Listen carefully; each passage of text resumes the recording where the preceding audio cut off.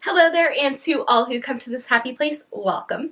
If you're new here, my name is Abby, and I upload Disney planning content here on my channel every Sunday and Thursday.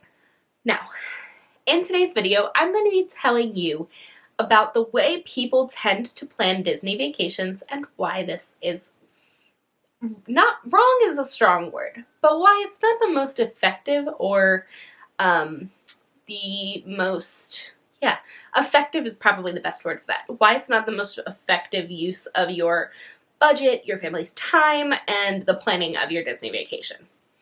Now, I have kind of come to this realization over my years in the travel industry. This is definitely the way I used to plan Disney vacations, and it's a way that I have moved away from lately. I made these changes in the last probably 6 months or so, and I am having great success with happy clients who are getting exactly the trip that they wanted at a price that they can afford. And the crazy thing is, we don't even talk about the money. So let me back up first. Right now, or not right now, but in the past, I always have a quote request form in the description of my videos. And my quote request form used to have it has all the information that I need to figure out your Disney vacation, except it had the information that I thought I needed. And that included your budget, where you would like to stay or the tier of hotel that you would like to stay in, park tickets, dining plans, memory maker, all of that.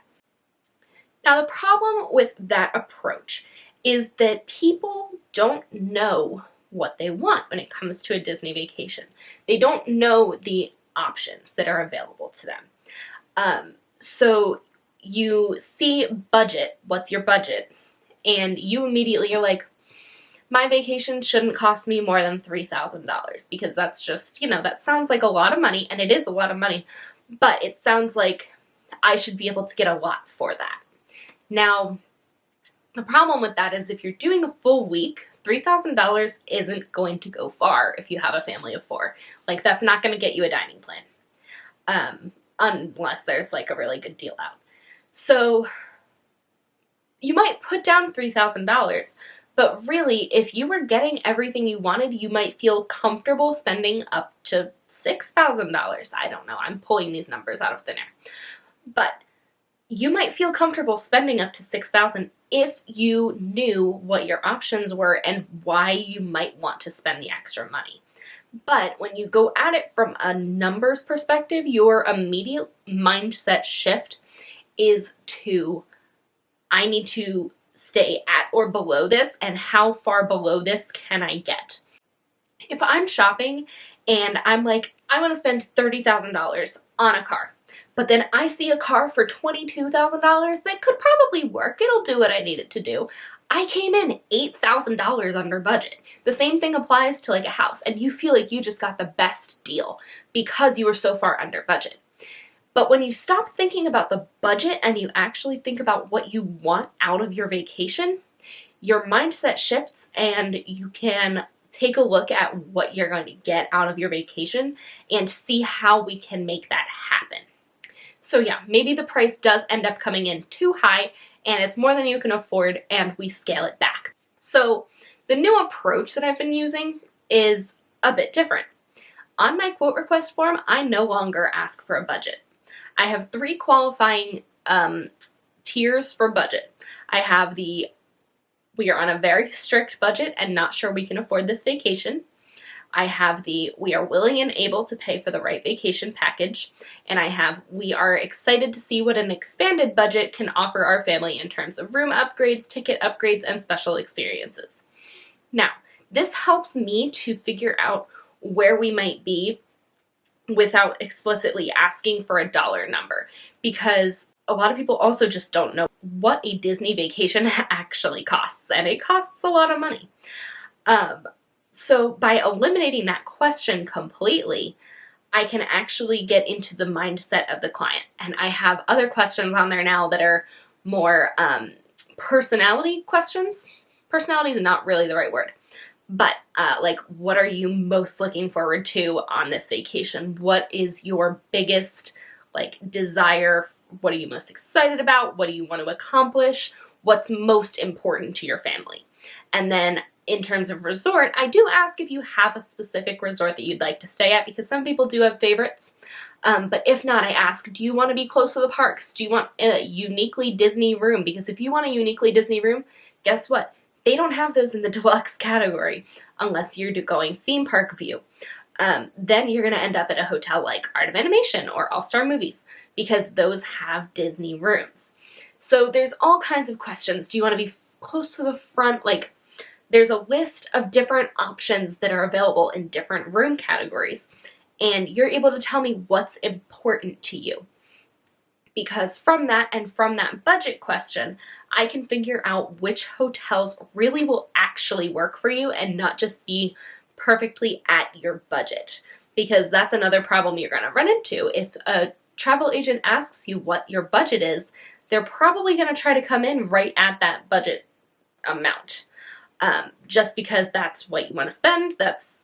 Travel agents do work on commissions, so they're going to want to come in right at that dollar amount, if we're being completely honest. If you've ever worked in sales, like, that's just the way it is.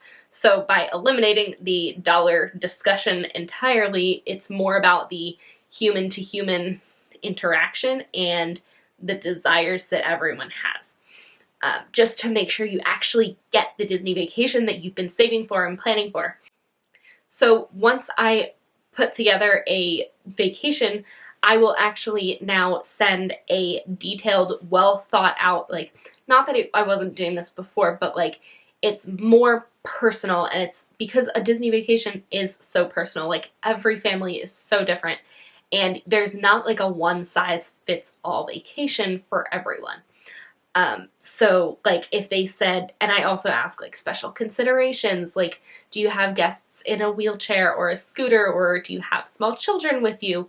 All of that can help me to really tailor my recommendations to the family, and also get an idea of, you know, they might be looking at after hours events, or Mickey's Not So Scary Halloween Party, or they really want to hit Festival of the Arts, or Food and Wine Festival. If you want Food and Wine Festival and you want to be close to the parks, guess which parks I'm going to put you at?